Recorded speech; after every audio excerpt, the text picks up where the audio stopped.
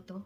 Perkenalkan, nama saya Risma Duyanti, NPM 1901011141 dari kelas PAIC.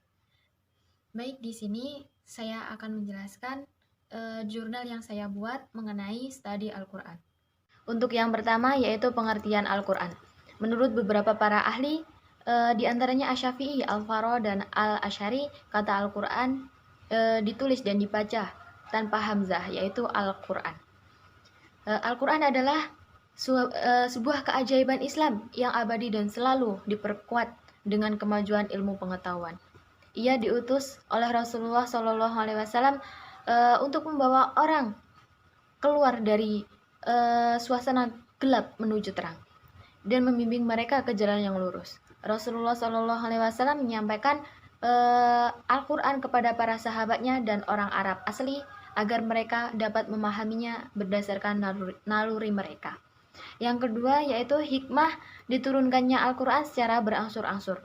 Proses turunnya Al-Quran kepada Nabi Muhammad SAW melalui 3 tahap. Yang pertama yaitu Al-Quran turun serentak dari Allah ke Lauhul Mahfuz yang merupakan tempat yang mencatat segala ketentuan dan kepastian Allah.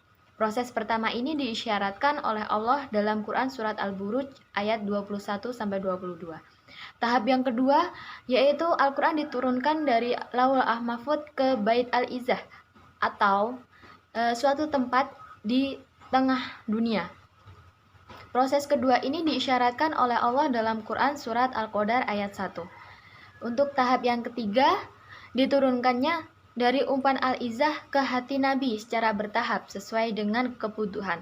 Terkadang sebuah ayat, terkadang sebuah surat. Mengenai proses turun di tahap ketiga ini disyaratkan oleh Allah dalam Quran Surat Asy-Syu'ara ayat 191 sampai 195. Selain hikmah yang tersirat dalam ayat di atas, masih banyak hikmah yang terkandung dalam materi yang diturunkan Al-Quran secara bertahap. Di antaranya sebagai berikut. Yang pertama yaitu memperkuat hati Nabi. Saat dakwah, Nabi sering bertemu dengan para penenun. Turunnya wahyu secara bertahap merupakan masa perpecahan Nabi untuk menyampaikan dakwah. Untuk yang kedua yaitu melawan dan melemahkan penentang Al-Quran.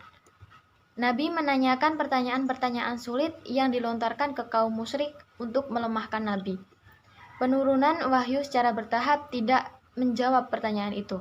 Bahkan teman-teman mereka membuat sesuatu yang mirip dengan Al-Quran. Dan ketika mereka tidak mampu memenuhi tantangan, itu juga salah satu keajaiban Al-Quran. Untuk yang ketiga yaitu untuk memudahkan untuk dihafal dan diterapkan. Al-Quran pertama kali diturunkan di tengah-tengah masyarakat Ummul Arab, yaitu mereka yang belum memiliki ilmu baca tulis. Turunnya wahyu secara bertahap memudahkan mereka untuk memahami dan menghafalkannya.